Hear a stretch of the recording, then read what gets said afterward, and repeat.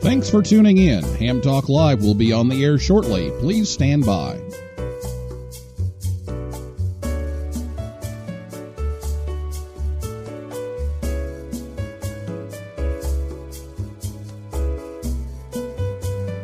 This episode of Ham Talk Live is brought to you by Tower Electronics. For connectors, cables, and more, call 920-435-2973 or visit pl-259.com. And by ICOM. Heard it, worked it, logged it. Visit www.icomamerica.com/amateur for more information about ICOM radios. It's Ham Radio.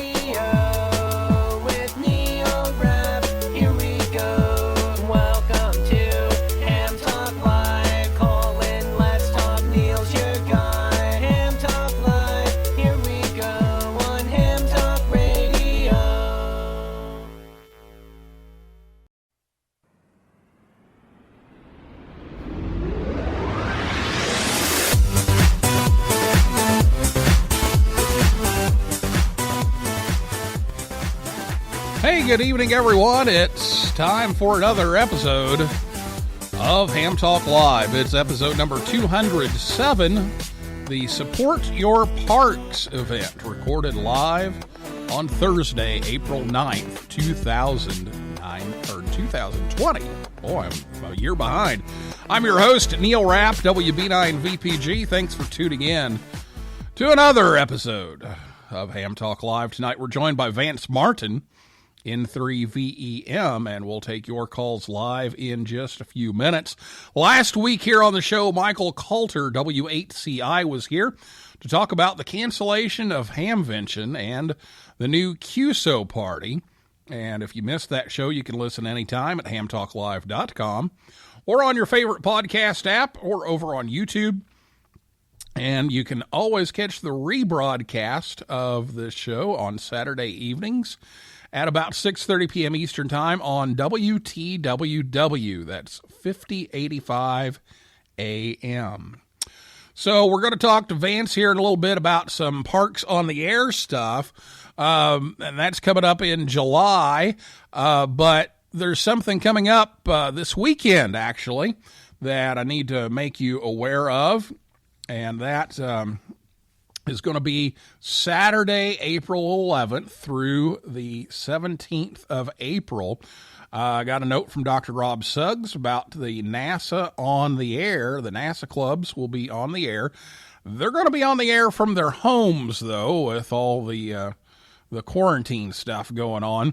But they will be using the NASA club call signs to commemorate the 50th anniversary of Apollo 13. So they're not planning any NASA-wide certificates or the score tracking like they did for the NASA on the Air event, but they will be celebrating the 50th anniversary of Apollo 13. Again, that's Saturday, April 11th through the 17th of April. And there will be opportunities for QSL cards from those clubs. Just go to their site on qrz.com. and you can find the specific instructions on QSLs. Those are not really standardized, so check out whichever one that you work, and you can find out that information. There will be news on their website, nasaontheair.wordpress.com, and also on their Twitter feed, which is NASA on the air. So check that out. And you can catch the locations of those stations on the DX spotting sites starting on Saturday. So if you want to work one of those Apollo 13 special event stations, they will be on. All right, well, get your questions ready to go about Parks on the Air, and we're going to talk to Vance about a plaque award event that he is coordinating this year. So we'll talk about that here in just a little bit. So if you have some questions, we'll give you a chance to call in.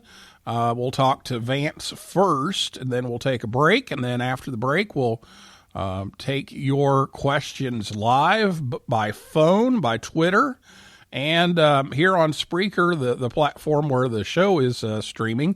There's comments, so we'll be watching the comments there as well. So to find us on Twitter, it's at Ham Talk Live, and to call us on the phone, let me give you the number so you can write it down. We're not ready for calls just yet, but I'll give you the number so that way you have it ready to go. It's 859-982-7373. 859-982-7373 is how you can call and join in the conversation. So keep that on hand. I'll give that out again in a little bit. And I'll be back with Vance right after this word from ICOM right here on Ham Talk Live. Get out and be active with ICOM's new IC705 and its optional multifunction backpack. The IC705 is your perfect QRP companion as you have base station features and functionality at the tip of your fingers in a portable package covering HF 6 meters, 2 meters, and 70 centimeters. This compact rig weighs in at 1 kilogram or just over 2 pounds with RF direct sampling for most of the HF band and IF sampling for frequencies above 25 megahertz and a large 4.3-inch color touchscreen with live band scope and waterfall. It runs 5 watts with a battery, 10 watts with a power supply. It has sideband, CW, AM, FM, and full D-Star functions, a micro USB connector, Bluetooth, wireless LAN, micro SD card slot, integrated GPS with antenna and GPS logger, and the speaker mic comes standard and supports QRP operations. The perfect accessory for your IC705 is the optional backpack, LC192, with a special compartment for your IC705 and room for accessories for SOTA activations or just a day in the park. Visit ICOMAmerica.com/amateur for more information about ICOM radios. The grass may be greener on the other side, but at least we don't have to mow it. You're listening to Ham Talk Live with Neil Rapp.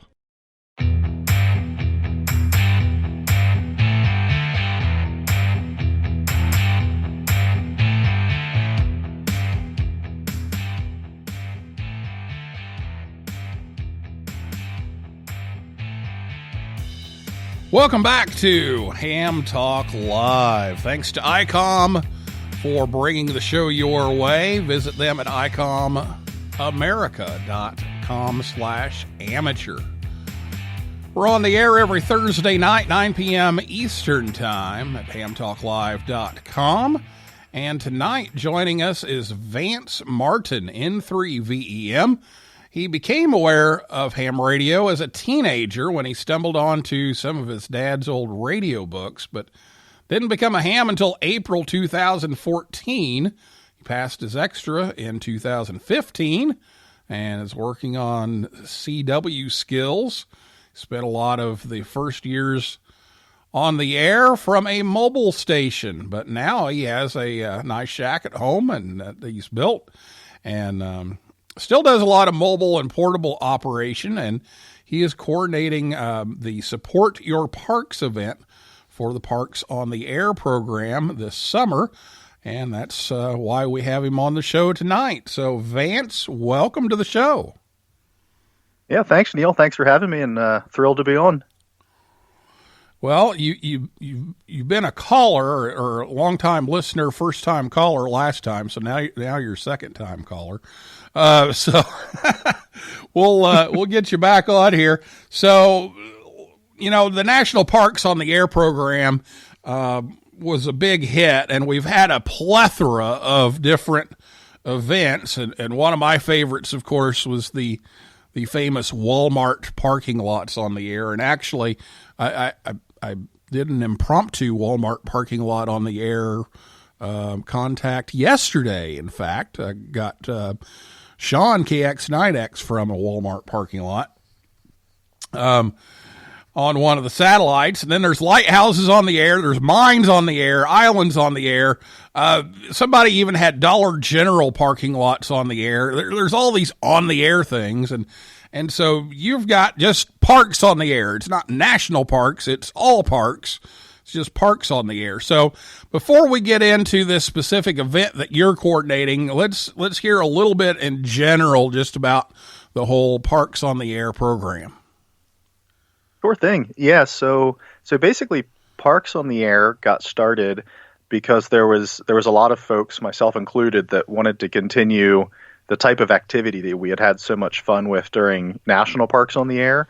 And Jason Johnston was the one who kind of had the vision to, hey, let's put something together and coordinate and make an evergreen Parks on the Air program, something that just kind of runs continually like the other programs. So Jason was the one with that vision. He pulled together a group of us as volunteers to help, build the database and the website and all the other infrastructure stuff to basically support running an ongoing program like that.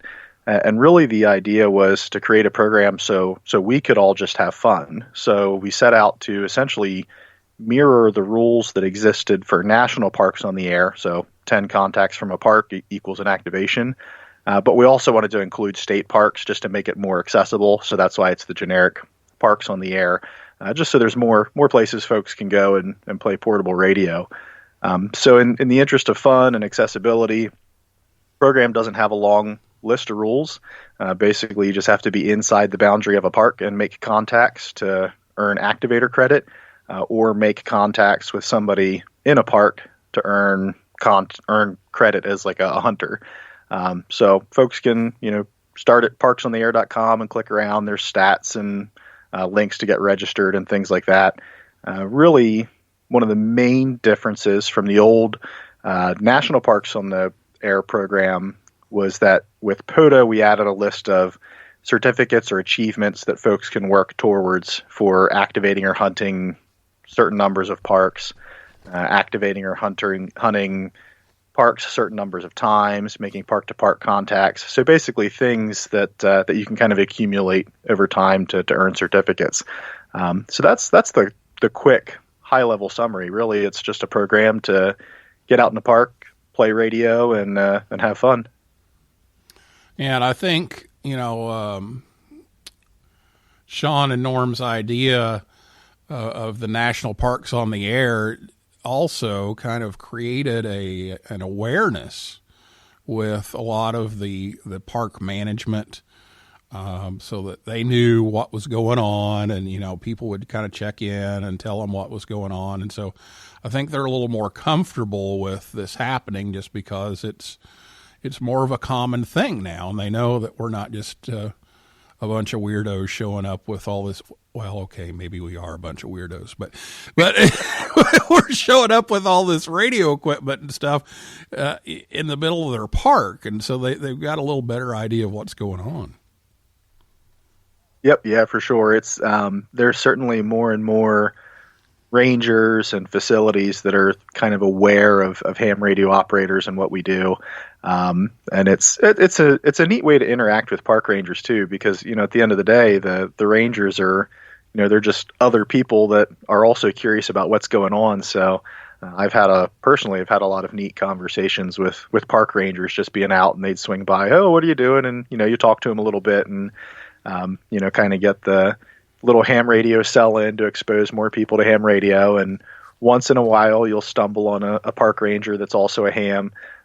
That happened to me once up in Connecticut. Stumbled on a park ranger that was an inactive ham. So actually got to show off some of my radio gear to the park ranger and rekindled some interest there. So yeah, it's definitely something that they're becoming more and more aware of.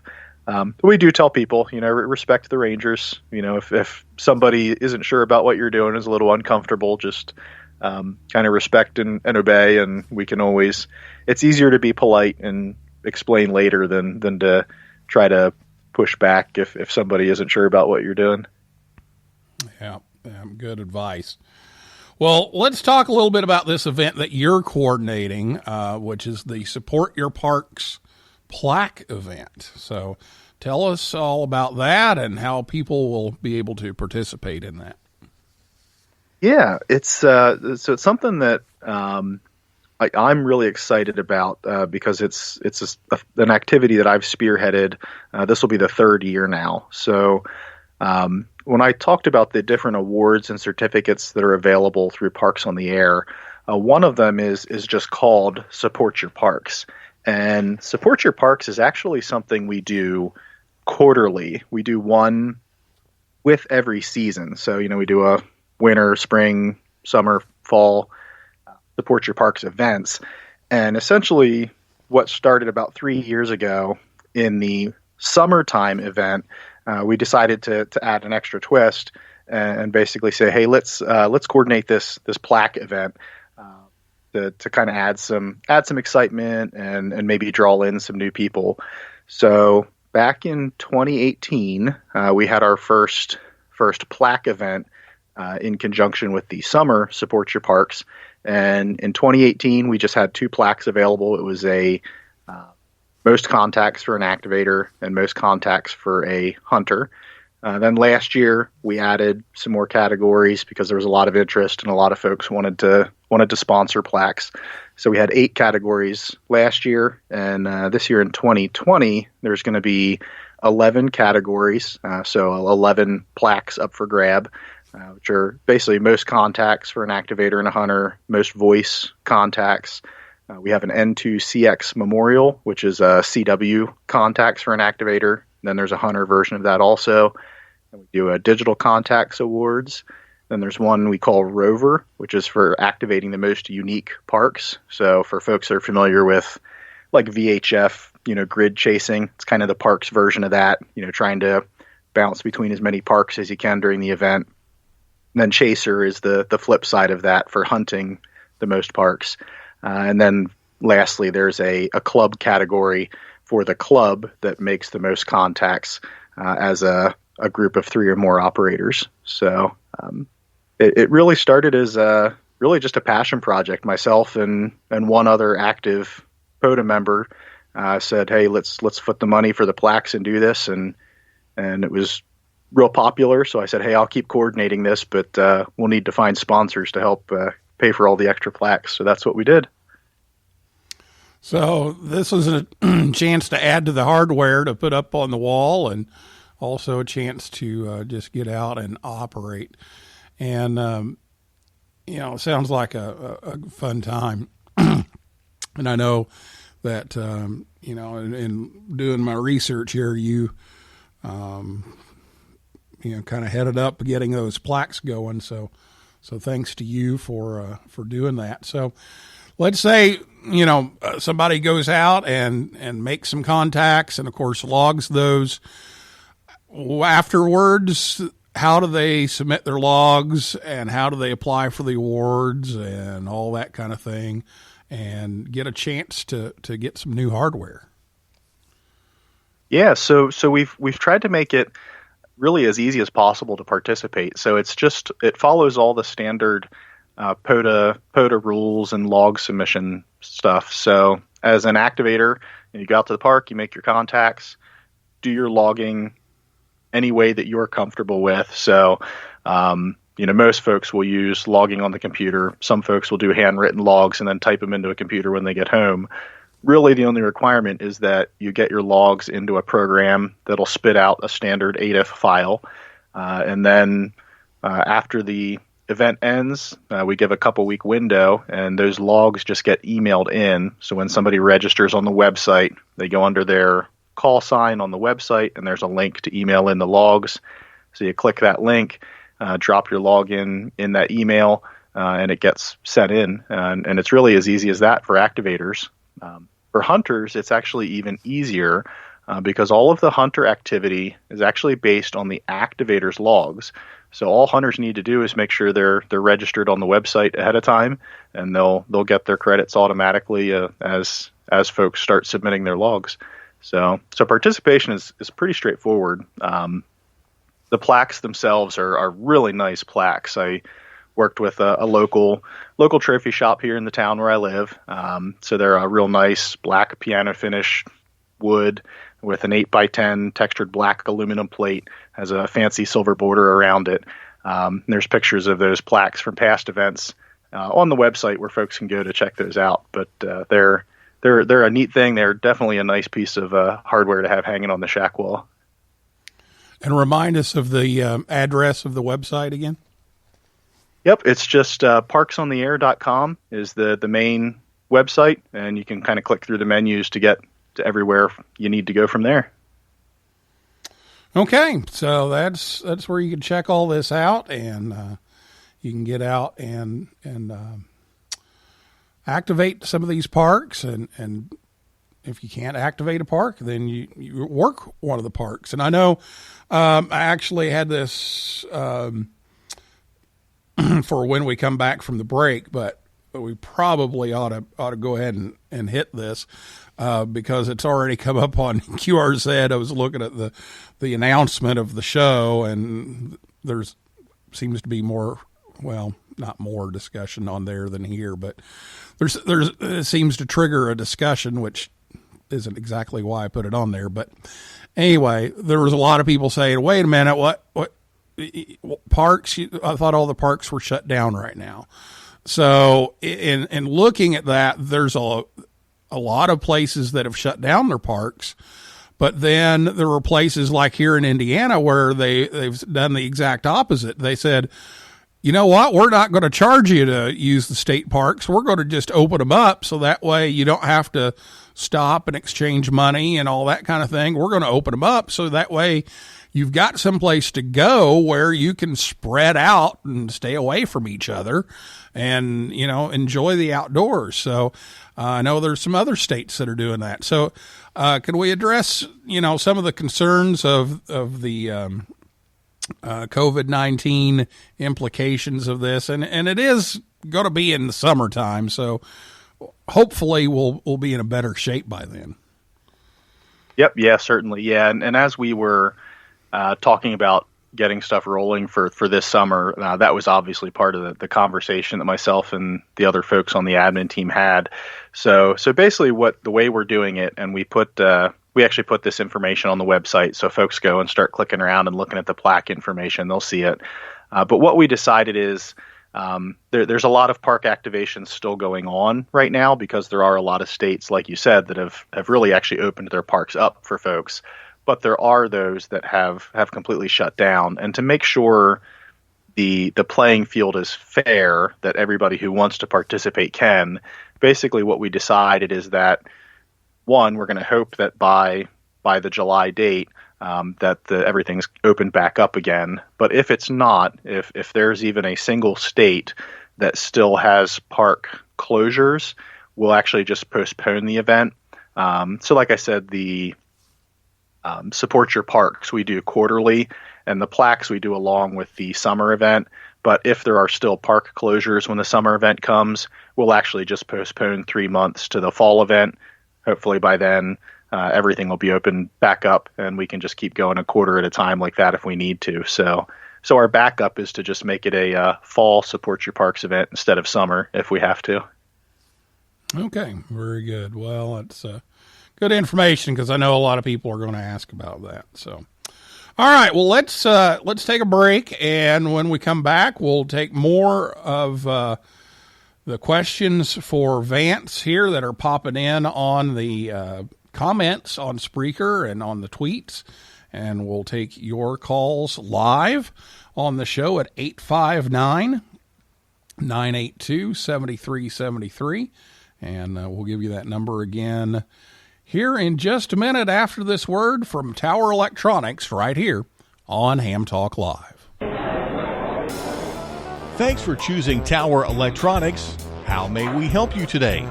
We have PL259s, we have in connectors, we have SMA adapters, we have BNC adapters. What can I show you today? Where's the tower? Well, we don't actually have a tower with us, but we have all kinds of things you can use with a tower. We have power poles, antennas, soldering irons, and meters. Where's the tower? Ma'am, that's the name of our company. We can't haul towers to all the Hamfests across the country that we visit, but we have almost every connector and adapter you would need to connect your antenna that's on your tower. I don't think there's a tower back there. I really don't.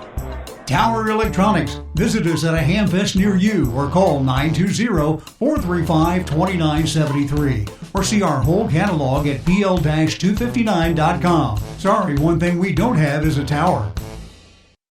Nominations are now open for the Amateur Radio Newsline Bill Pasternak WA6ITF Young Ham of the Year Award. I'm Don Wilbanks, AE5DW. Since 1986, we've had the honor of celebrating the accomplishments of youth in ham radio, and we want to know about your exceptional young ham. You'll find the rules and a nominating form by clicking the YHOTY tab on arnewsline.org.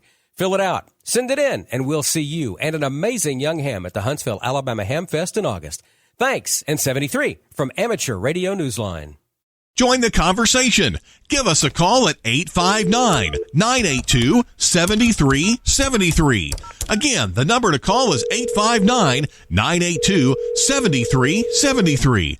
Or, if you'd rather type than talk, tweet us at Ham Talk Live. Now, here's Neil Rapp with more Ham Talk Live. Ham Talk Live with Neil Rapp. Hey, baby, I'd love to be in your grid square.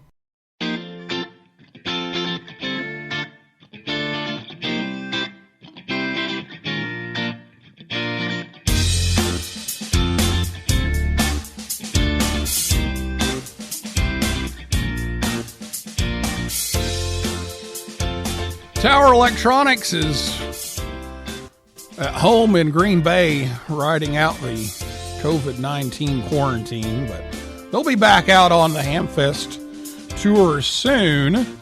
But in the meantime, they're still open for business. You just go to pl-259.com and you can check out their full catalog and place an order. So give them a call or order online, pl-259.com.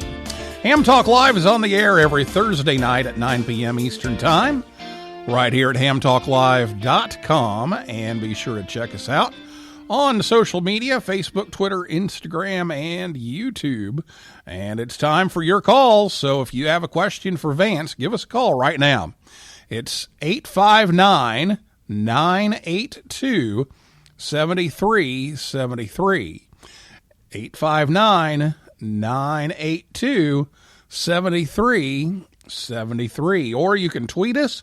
It's at Ham Talk Live on Twitter. And if you're listening to us on the podcast version or on WTWW, you won't be able to reach us because we're recording this live on Thursday evening. So we won't be there. So, all right. Well, let's bring Vance back in here, and we're going to talk about some portable operating tips here in just a bit. But we got a tweet here that's come in, Vance, that says, "Why is your guest so awesome?" Who was that from? I think that was from Vance, N3VEM. Have you heard of him? Yeah, well, we might want to double check that guy's credentials. I'm not sure. Oh my goodness.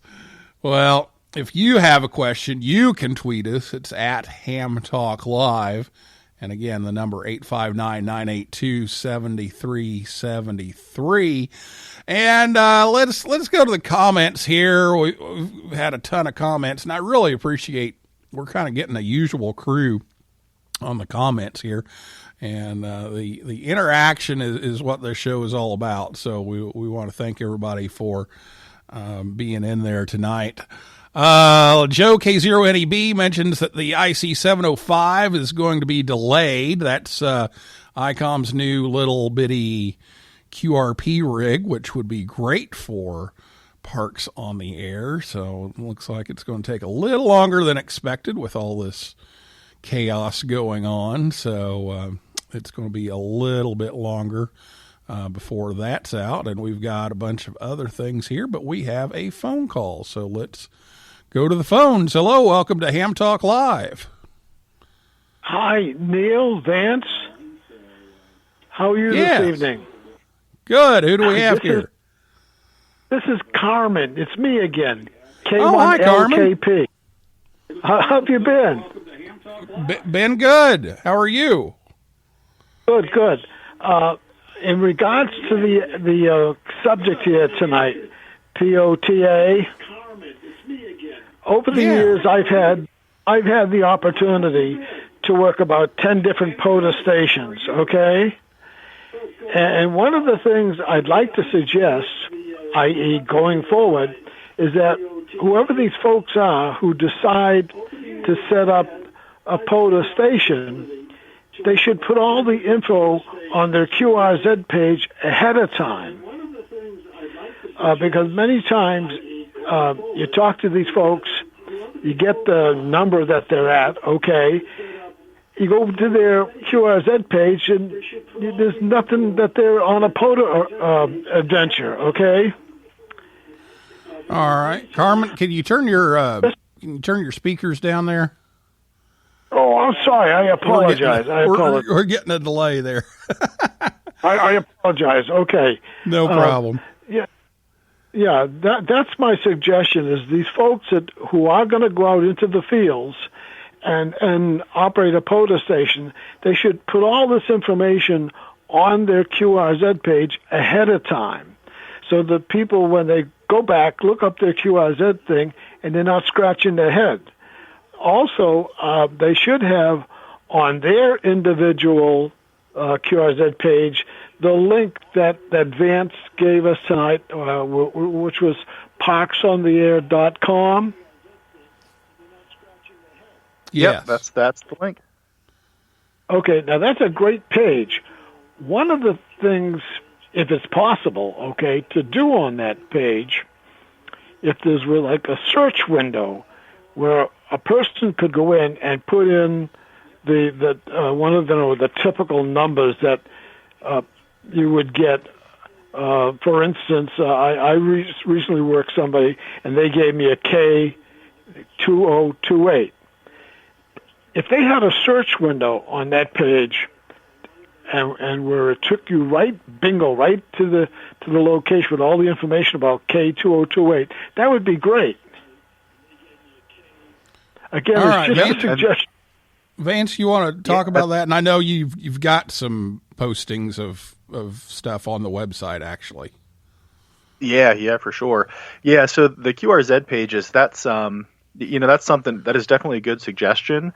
The POTA is a program that's open to anybody. So there's 4,000 and some registered users. So for the most part, the activators, each person that's going to go out kind of does their own thing as far as announcing themselves and what info they share. So the folks that are most active, you'll find that they usually do have some information on their QRZ pages, kind of pointing you back to POTA information and things like that. But there are certainly folks that don't. So I personally don't mind just popping into the Facebook group or Twitter and just kind of sharing your tip, because that is a very good idea. On the search pages, there's actually some things that are already there, but there's also some new things in the works just from a technology standpoint. From the main website, if you click the dashboard button, that gets you to like what we call our stats page, and that's where all the metrics are that show top activators and things like that. And from that section of the website, there is a parks section where you can search for parks by state, by program, by entity, and things like that. So some of that functionality is already there, but it's not all yet out on the main page. So certainly adding a link to the main page for that is not a bad idea at all. So I'll actually scribble that down, since I'm part of the team that manages the websites there. Yeah, if you can make it, quote, as Sesame Street as possible, it would help out. Sure thing. Tonight's contact is brought to you by the letter Q. Yeah, there you go. Well, look, I've worked a lot of these POTA folks over the years, and I usually have a little fun with them. Alrighty. As I end the QSO with them, I tell them, have fun out there on the potato fields. POTAO. Oh, wait a minute. I'm on the wrong screen here. Wait a minute. Where's my? Okay, there's my punchline sound effect. I had to switch over and get that. Very good, Carmen. Well, thanks so much for calling in and the suggestion. Well, hopefully it helps out. I think it might make it less frustrating for people, and then they might, feel more excited about working a POTA station. Very good. You bet, yeah. Thank you so much. Thanks Okay, for the tip. listen, take good care of yourselves and keep safe. Keep safe with this darn coronavirus going around. Oh, I know. Okay, take all care right. now. God bless to all. Bye. God bless to you, Carmen. Thank you. Bye. Bye-bye. 859-982-7373, the number. Some good tips there from Carmen. We've got some more stuff here on the comments and on Twitter, so let's get to those.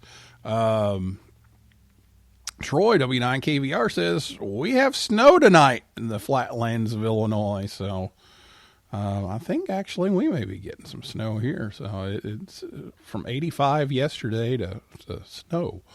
So I don't think we'll have any snow by July, though. Let's see what else we have here. Oh, Joe says 2 to 3 inches in Lincoln on Easter. Wow. Joe also says K0NEB, the parks in Nebraska are open, but no restrooms and no overnight camping or anything like that. Troy, W9KVR, says state parks are closed in Illinois. So there's, like I said, a lot of different things. So check and see, because some states just opened everything up and some closed down and some just, are kind of in the middle. So check that out. Okay. So, Troy also asks, what constitutes as a park that can be activated? Now, Troy is also a science teacher. He teaches middle school, and he was on a field trip over in my area, actually, at Turkey Run State Park back in 2016, where he worked our high school ham radio club. But he's asking, is there a standard list? If you just have a neighborhood park down the street, does that count? What constitute as a park for the Parks on the Air program? Yep. Yeah. So it is a defined list of parks.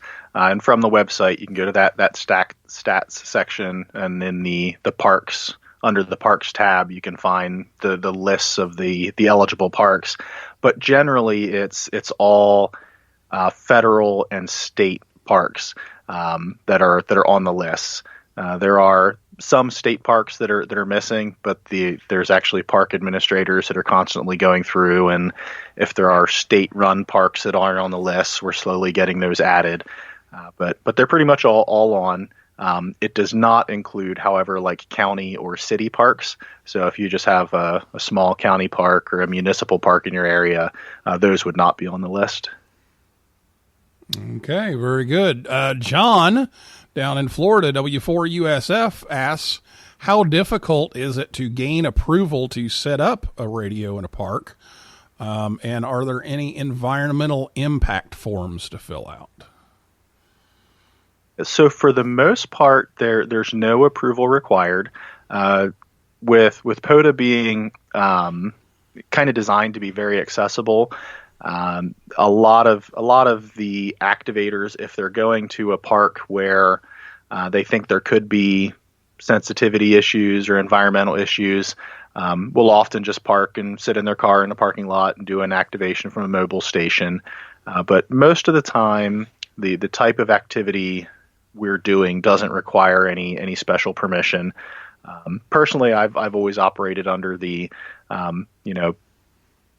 activate first and ask for forgiveness if somebody tells me to stop. But I've never been actually told to stop by a ranger. I've had folks pass by, say, "Oh, what are you doing?" And you explain, and they're usually fine with it. The biggest thing to be aware of, and I'm glad that he asked specifically about the environmental impacts, because we are encouraging people to be out in natural spaces. The one caveat is however you're going to set up your station, you do have to do it within the rules of whatever rules apply for that state's parks. So you generally don't have to ask for permission, but I do advise that you go to your state's agency that manages the parks and just make sure you're familiar with the park rules, because as an example, there are some states that specifically say no ropes in trees or no stakes in the ground, things like that. So just be aware of those rules. And as long as you're following all of the other parks rules, you shouldn't have any issue during your activation. Okay, very good. Ralph Hess says, there's a list on the website, and he also says Vance Martin is awesome. So yeah, Ralph lives right down the street from me, and we actually ought to give Ralph some credit and some business. Ralph, I don't know how many radio shops are still in business, but Ralph actually he's the last active in Pennsylvania shack distributor. So we've still got one of the last ones around in our town. Oh, very good. Oh, that's cool. Chris AA4CB says that Florida closed their parks to the public on Monday, March 23rd. So Florida's shut down at the moment, but again, hopefully that'll change by July. And Troy says thanks. He was wondering about the county park, so that takes care of that. And let's see. Let's go over to Twitter. Wayne says, I'm having a great time with POTA. Just want to make a comment. The awards are very easy to obtain for hunters, starting at 10 unique parks. And there's up to 300, almost up to 300 unique parks. And he's only been active since November. So there you go. And Jason W3PC also asked, why is your guest so awesome? So well, you got a fan club here, Vance. yeah, me and one other person. So yeah, there you go. Well, we're getting close to the end here. So if you have a question, give us a call, 859-982-7373, or at Ham Talk Live on Twitter, or if you're on Spreaker, type into the comments there. But I did ask about some portable operating tips, and we've had some folks on talk about that before. But what are your operating tips for going out and setting up in a park? Yeah, so probably the biggest tip that I give to people is don't get hung up on what the perfect equipment is for operating. You see a lot of questions like that in the groups and on Twitter and things like that. I tell people the best equipment you have to activate portable is whatever equipment you already own. POTA doesn't have strict rules as far as power sources and things like that. So whatever you have, take it out to a park, find a pavilion to plug into AC power if you need to, and just have fun. That's really my biggest tip. Once you've done a couple activations, it's a lot easier to learn firsthand what kind of gear you might want to have if you're going to do it regularly.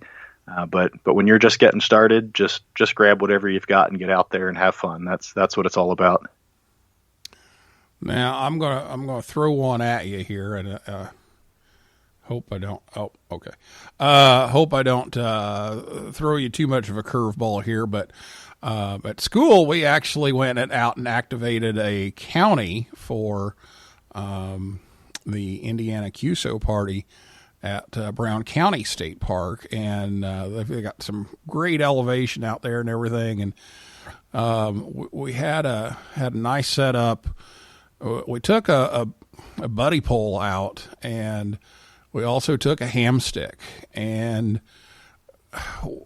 the buddy pole, we just couldn't get it to really work right, and I guess it was too close to our tent or something, and all of a sudden we went to the ham stick on top of the car, and we moved the car around, and finally was able to to get on the air a little bit with the ham stick. So my question would be, what kind of an antenna setup do you like to do in a park?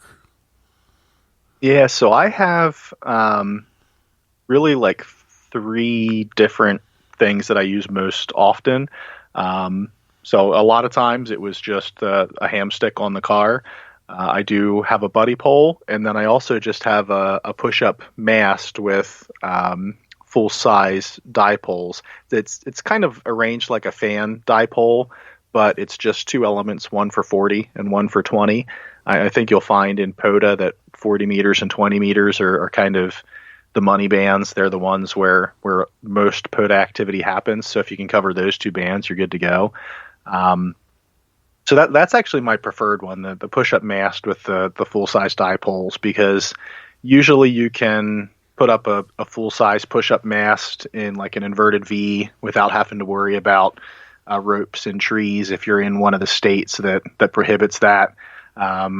Depending on the base you have, you can sometimes, park a car tire on it or something like that to keep it from moving around. So that's been the most versatile. The buddy pole, I have, I'll be honest, you see a lot of fandom around the buddy pole antennas. I have kind of a love-hate relationship with my buddy pole. I love it when I'm traveling for work and I'm flying somewhere, because I can throw a rig in my backpack and carry the buddy pole bag as my carry-on, and it's very easy to travel with.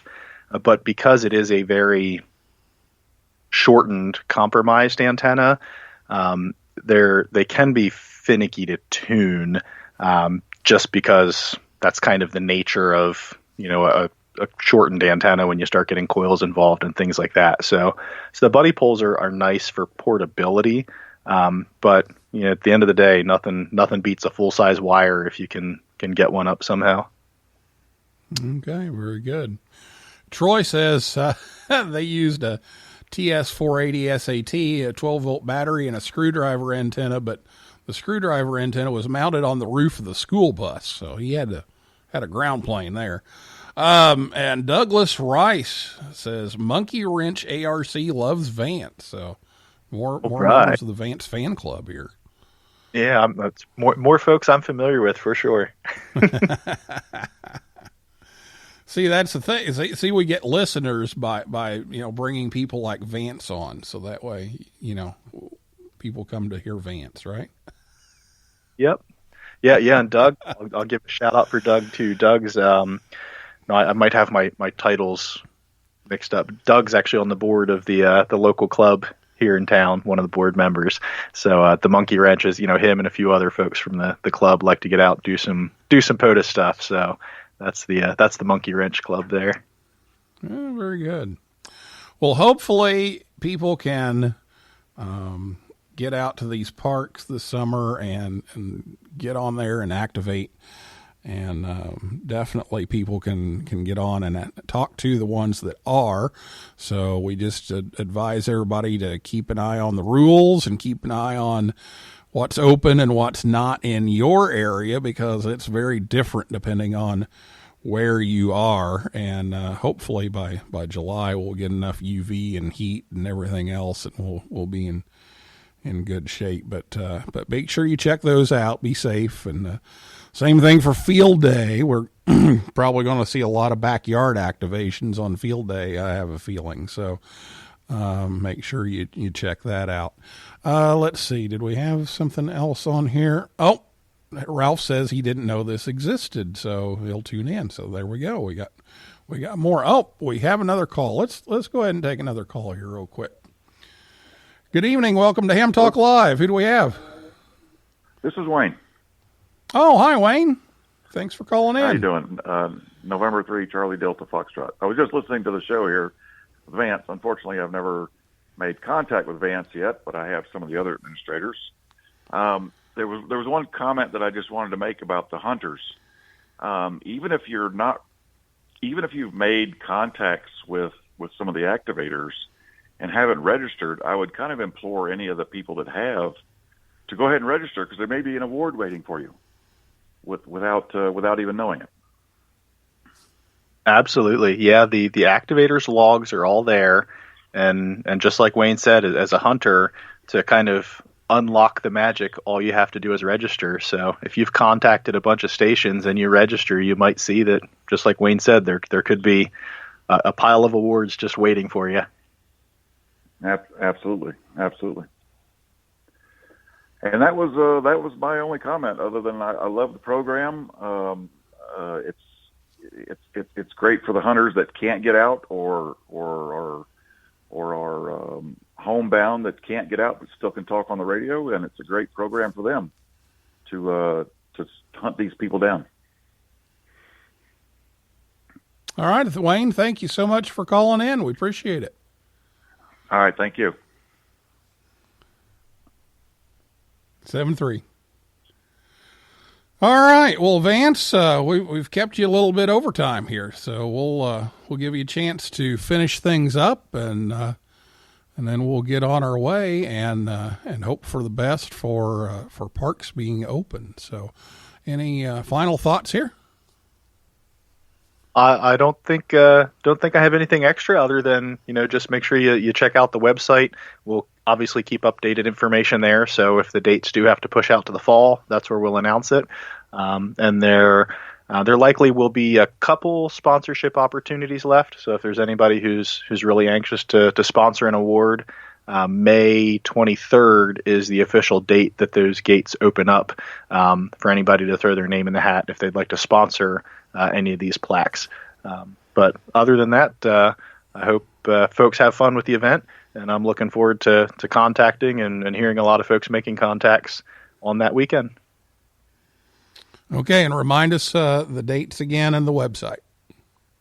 Oh, so the website is parksontheair.com, and a lot of the statistics are at stats.parksontheair.com. And the 2020 event is right now scheduled for July 18th and 19th, and that is UTC time.